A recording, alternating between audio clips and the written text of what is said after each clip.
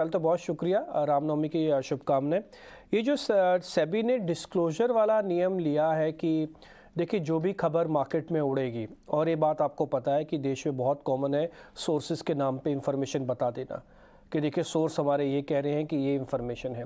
लेकिन सेबी ने एक एक्सपेरिमेंटल पॉइंट ये उठाया कि ये देश की टॉप नॉच 100 कंपनीज हैं, उनको बताना होगा, क्लियर कर देना होगा कि ये रूमर है क्या नहीं है, और उसके बाद फिर 250 कंपनीज पे और भी बात आएगी। तो एक तो मेरे को ये बताइएगा इससे ये कितना फ़र्क पड़ता है इससे, और अगर सेबी का डिस्क्लोजर नियम थोड़ा और टाइट हुआ है, इससे आने वाले दिनों में कितना फ़र्क पड़ेगा? देखिए, फ़र्क काफ़ी पड़ेगा। I completely agree. पहले तो thank you so much for getting me in this show and Ramnavami की हार्दिक शुभकामनाएँ आपको और आपके सब दर्शकों को। जी सर। देखो, पहले इसका टू बिगिन विद डेफिनेटली फ़र्क पड़ेगा, क्योंकि कई बार हमने देखा है कोई ऐसा रूमर आ जाता है, स्टॉक में मूवमेंट आ जाती है, कंपनी की तरफ से कोई क्लैरिफिकेशन नहीं आती और उस बेसिस पे स्टॉक या तो काफ़ी चल जाता है या काफ़ी गिर जाता है, बिफोर कोई ऐसी क्लैरिफिकेशन आए। तो डेफिनेटली इट बहुत अच्छा वेलकम स्टेप है। इसमें सिर्फ एडमिनिस्ट्रेटिवली देखना पड़ेगा कि कंपनीज के लिए बहुत एक हमेशा एक अलर्ट रहना पड़ेगा, एक एक सेल जो कि इमीडिएटली ये चीज पकड़े जो मार्केट में आई हुई है, उसको कंसर्न डिपार्टमेंट या कंसर्न पर्सन से लेके जाए और वहां से क्लेरिफिकेशन लेके एक्सचेंज में they within the stipulated time. तो एक एडमिनिस्ट्रेटिव ब्लॉक खर्चा बढ़ेगा और एडमिनिस्ट्रेटिव प्रोसीजर बढ़ेगा कंपनीज का।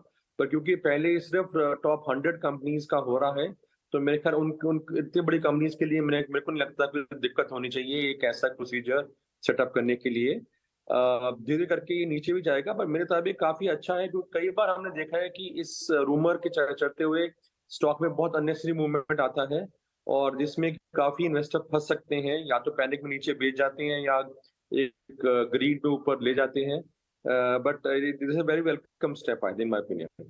आशीष जी, एक क्योंकि आप क्लाइंट से डील करते हैं इसलिए ये एस्बा वाला नियम सेबी ने ना ऑप्शनल रखा है।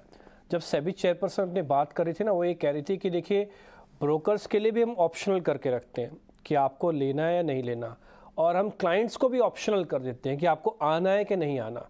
यानी कि दोनों पहले सोच समझ लो। देखिए आईपीओ मार्केट में एसबीआई जब एस्बा लगा तो चीज़ें पहले से सुधरी, ये आप भी बिलीव करते होंगे। पेपर वर्क कम हो गया, चीज़ें पहले से सुधरी हैं। सेकेंडरी मार्केट में आपका एक्सपीरियंस क्या कहता है? अगर एस्बा लगता है या कोई ब्रोकर इसको फॉलो करता है, कोई खास बड़ी दिक्कत तो नहीं आएगी ना? क्योंकि तब टेक्नोलॉजी इतना ईजी हो गया है कि कोई दिक्कत आनी नहीं चाहिए। आपका व्यू क्या है सर इस पर? देखिए, डेफिनेटली ये भी एक स्टेप है जिससे कि इन्वेस्टर के जो फंड है वो उतने ही ब्लॉक होंगे जितनी उसकी जरूरत है। एडमिनिस्ट्रेटिव वाइज इसमें काफी दिक्कत आ सकती है, क्योंकि अनलाइक आईपीओ जो कि आप एक बार कभी करते हैं या रेगुलरली भी करते हैं, तो वो एक दिस थिंग है जो जो रेगुलर ट्रेड कर रहे हैं इन्वेस्टर्स उनके लिए एडमिनिस्ट्रेटिव पॉइंट ऑफ व्यू से एसबा यूज करना बहुत मुश्किल होगा, क्योंकि हर रोज उनका जो मनी ब्लॉक है, मार्जिन जो रिक्वायरमेंट है, वो चेंज होता रहेगा। तो ये सिर्फ उन इन्वेस्टर्स के लिए हो सकता है जो कि वंस इन अ वाइल, जैसे आईपीओ में आप इन्वेस्ट करते हैं, once in a while share में कर रहे हो, तो वो एक अपना थोड़ा सा मनी ब्लॉक करके रख सकते हैं। आई थिंक रेगुलर इन्वेस्टर्स के लिए ये काफी कठिनाई होगी, पर इसलिए मैं समझता हूँ कि सेबी ने ठीक किया, अभी ऑप्शन रखा है, ऑप्शनल इन्वेस्टर्स के लिए भी, ऑप्शनल ब्रोकर्स के लिए भी।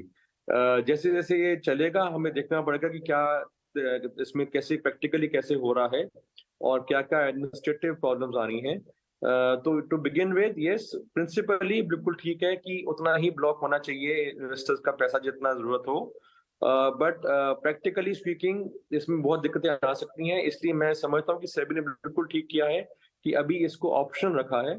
अभी कुछ महीने, मेरे ख्याल 1 डेढ़ साल तक देखते हैं कैसे चलता है।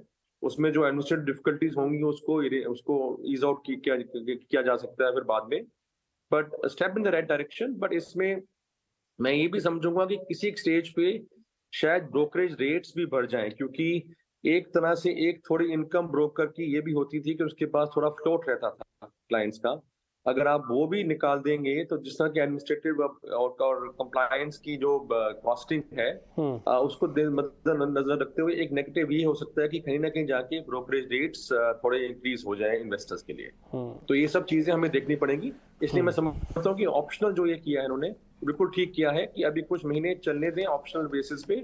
थोड़े बहुत केस स्टडीज आएंगी तो उसके बाद हमें तय करना पड़ेगा कि एक्चुअली राइट स्टेप है, और अगर राइट स्टेप है तो उसमें क्या क्या प्रैक्टिकल डिफिकल्टी है जिसको आइरन आउट किया जा सकता है। ठीक है, बात आपकी भी ठीक है कि एक तो ये ऑप्शनल है, ये भी ठीक है। दूसरा आप ये कह रहे हैं कि हाँ ब्रोकरेज पे यानी कि कॉस्टिंग पे कितना फ़र्क पड़ेगा ये भी देखना होगा। और तीसरा आप ये भी कह रहे हैं कि डे टू डे एक्सरसाइज के अंदर ये कितना फिट होता है ये भी चेक करना होगा। हालांकि मेरा अपना ऐसा मानना है कि जो एस्बा का सेबी नियम लेके आ रही है ये चेन ऑफ अ सीरीज़ होगी, आगे चल के कुछ और भी देखेंगे। हो सकता है आने वाले दिनों में जब टाइमिंग बढ़े, हो सकता है आने वाले दिनों में ग्लोबल मार्केट के साथ और सेटअप करना पड़े तो ये नियम हो सकता है। इसे खुद गुप्ता जी भी कह रहे थे कि ये one of the rarest case है, मतलब इंडियन मार्केट जो बड़ी मार्केट है उसमें ये नियम लागू करना अपने आप में भी एक बड़ी बात है।